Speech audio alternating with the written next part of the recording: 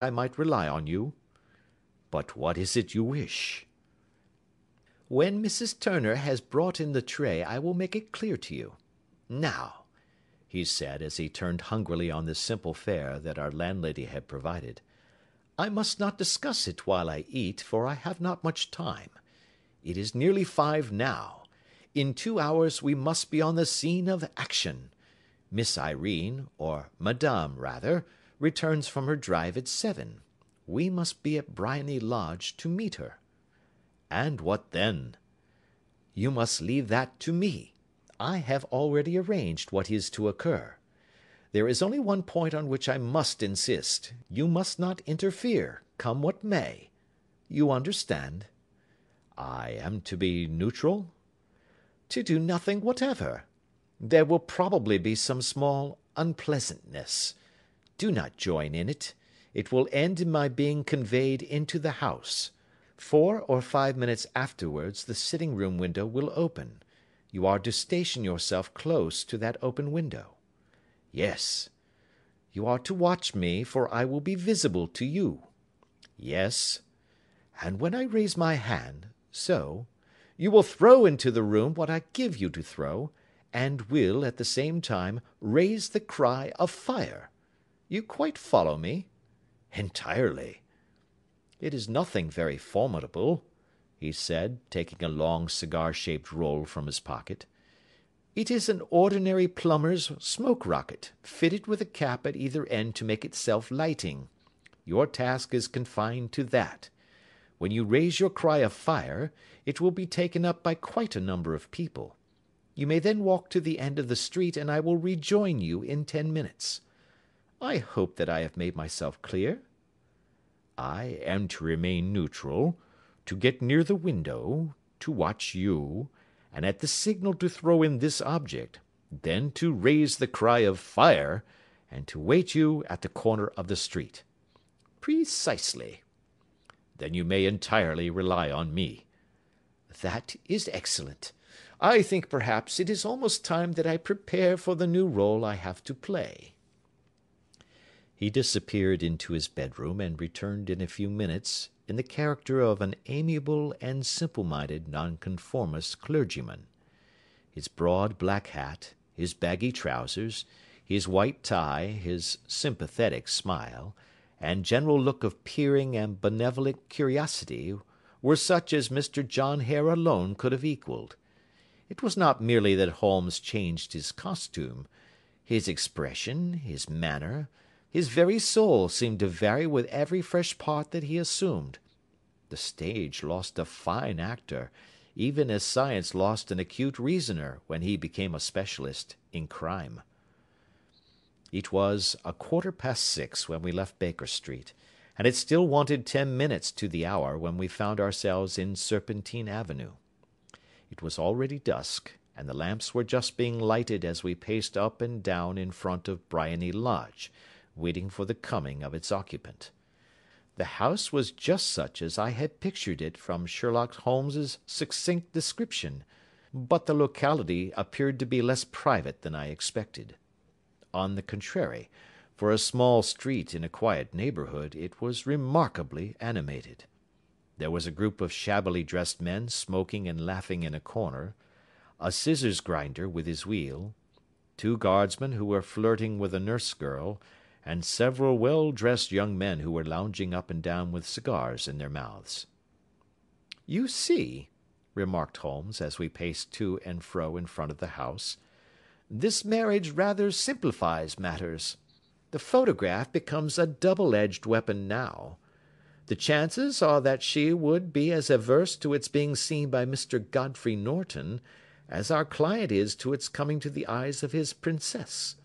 Now the question is, where are we to find the photograph?" "Where, indeed?" "It is most unlikely that she carries it about with her. It is cabinet size, too large for easy concealment about a woman's dress. She knows that the king is capable of having her waylaid and searched.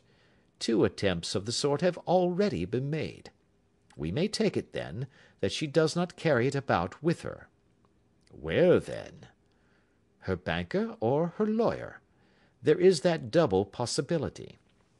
But I am inclined to think neither. Women are naturally secretive, and they like to do their own secreting. Why should she hand it over to anyone else? She could trust her own guardianship, but she could not tell what indirect or political influence might be brought to bear upon a business man. Besides, remember that she had resolved to use it within a few days. It must be where she can lay her hands upon it. It must be in her own house. But it has twice been burgled. Pshaw! They did not know how to look. But how will you look? I will not look. What then? I will get her to show me. But she will refuse. She will not be able to. But I hear the rumble of wheels. It is her carriage. Now, carry out my orders to the letter. As he spoke, the gleam of the sidelights of a carriage came round the curve of the avenue. It was a smart little landau which rattled up to the door of Briony Lodge. As he pulled up, one of the loafing men at the corner dashed forward to open the door in the hope of earning a copper, but was elbowed away by another loafer, who had rushed up with the same intention.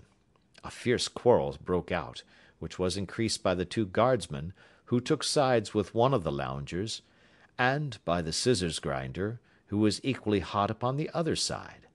A blow was struck, and in an instant the lady, who had stepped from her carriage, was the centre of a little knot of flushed and struggling men, who struck savagely at each other with their fists and sticks. Holmes dashed into the crowd to protect the lady, but, just as he reached her, he gave a cry and dropped to the ground, with the blood running freely down his face.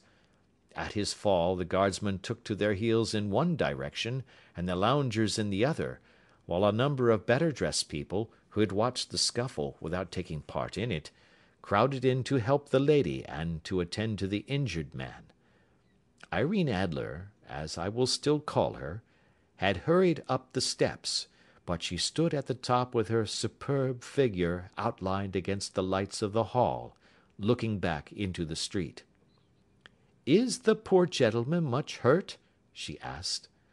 "He is dead," cried several voices. "No, no, there's life in him," shouted another, "but he'll be gone before you can get him to hospital." "He's a brave fellow," said a woman. "They would have had the lady's purse and watch if it hadn't been for him. They were a gang, and a rough one too. Ah, he's breathing now." "He can't lie in the street. May we bring him in, marm?" "Surely. Bring him into the sitting-room. There is a comfortable sofa. This way, please." Slowly and solemnly he was borne into Briony Lodge and laid out in the principal room, while I still observed the proceedings from my post by the window. The lamps had been lit, but the blinds had not been drawn, so that I could see Holmes as he lay upon the couch. I do not know whether he was seized with compunction at that moment for the part he was playing, but I know that I never felt more heartily ashamed of myself in my life than when I saw the beautiful creature against whom I was conspiring, or the grace and kindliness with which she waited upon the injured man. And yet it would be the blackest treachery to Holmes to draw back now from the part which he had entrusted to me. I